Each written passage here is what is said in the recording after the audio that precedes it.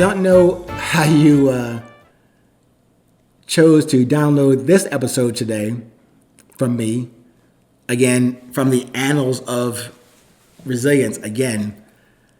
And I guess a couple questions could come up very quickly when you see the title as The Death of Derek Van Johnson. Because many of you who know me as Ming, it's like, who the hell is Derek Van Johnson? But then those who know me as Derek Van Johnson, and you're saying, the death of, I know that guy, what? He's dead?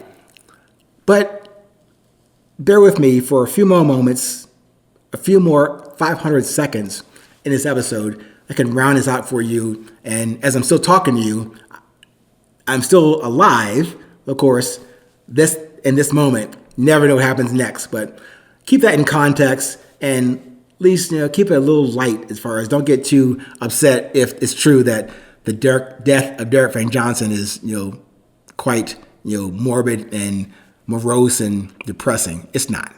But in memoriam, I want to use that title, The Death of Derek Van Johnson, in memoriam of that name that was mine, but also offer you some more simplicity in this thing about resilience.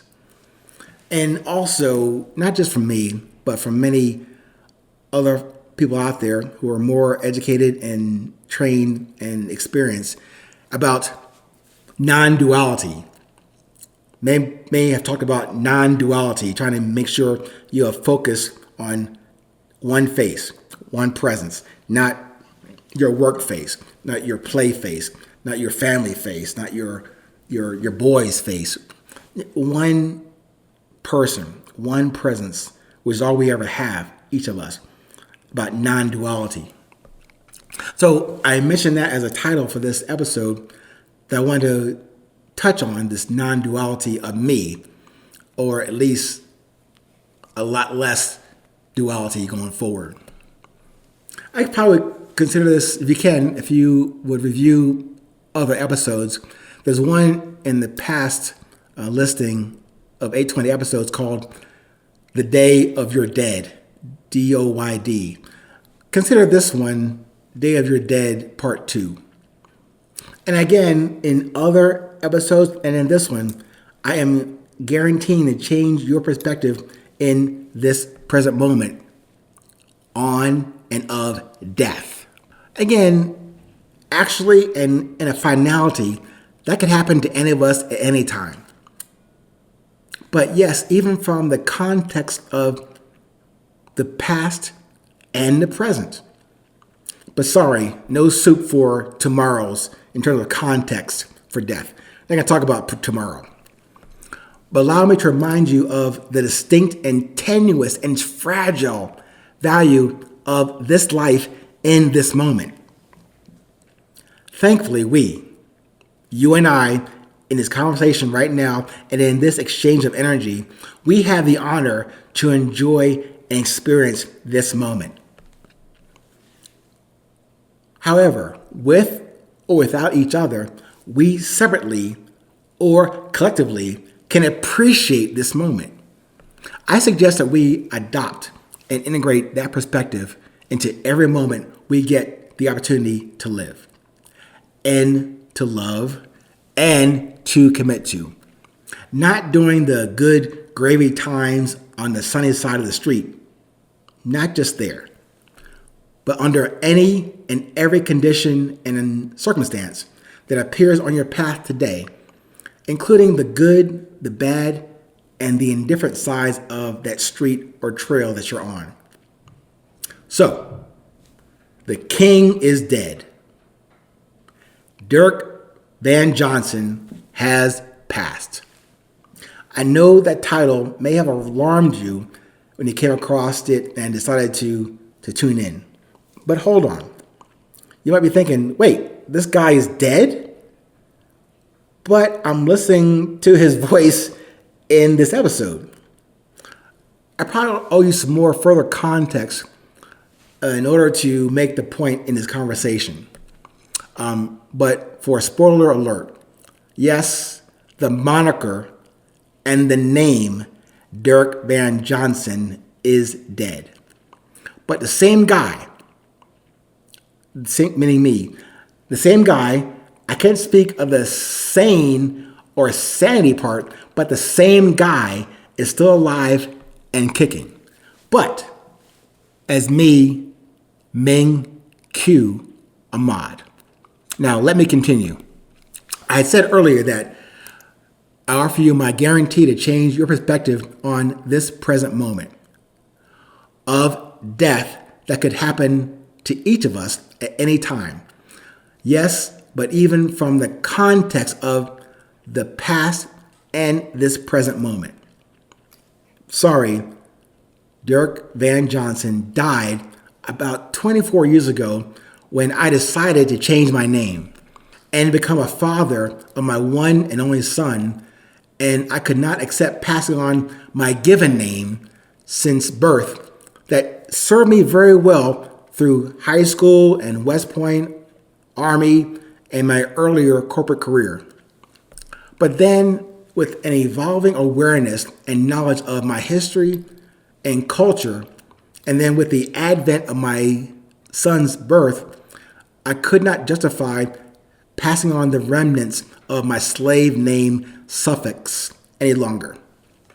So the self-discovery of my heritage, and from both sides biologically of me, my mom and my dad's side of the family, and the limited perspective I had on myself to that date 24 years ago, I decided to retire or bury that name and to celebrate the birth of me and my son. It sounded simple. Yes, it did back then. And you probably can imagine the amount of negative pushback and feedback that I got.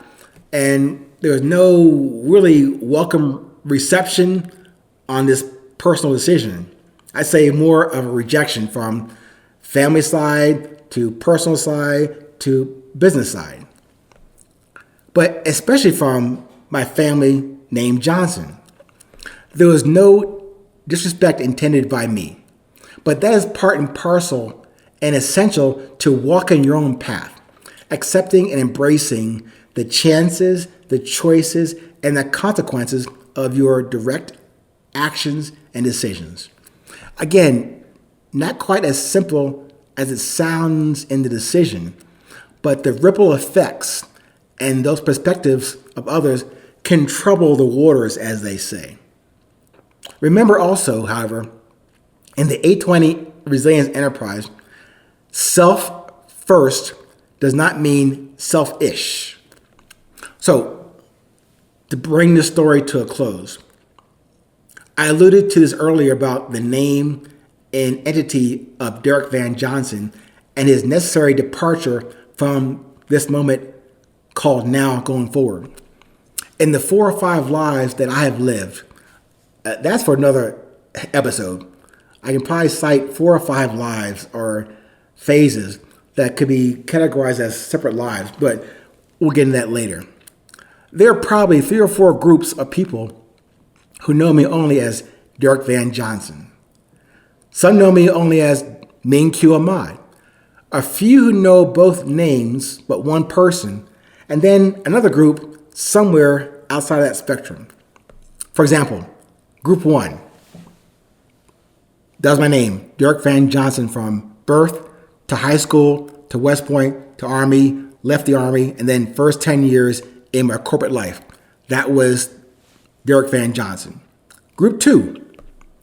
People who met me over the next 20 years as Ming Q Ahmad. Group 3. People I encountered over the next 10 years as a federal civilian, also as Ming Q Ahmad.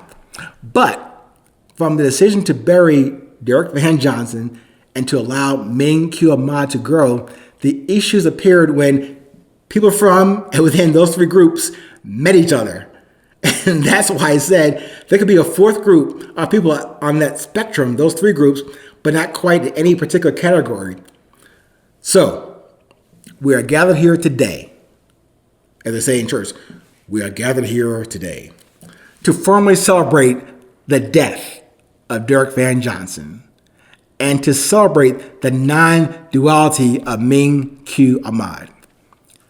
I'm just a guy with a message and purpose that does reflect the old dead moniker and does serve to focus and refine the resilience of Ming Q Ahmad. Thank you for coming to the party. We'll see about the now after party next time. Until then, and thank you for allowing me to give you that rundown of the death of Dirk Van Johnson and the birth of Ming Q Ahmad. But stay present, stay current. Until next time, please remember, it's always 820.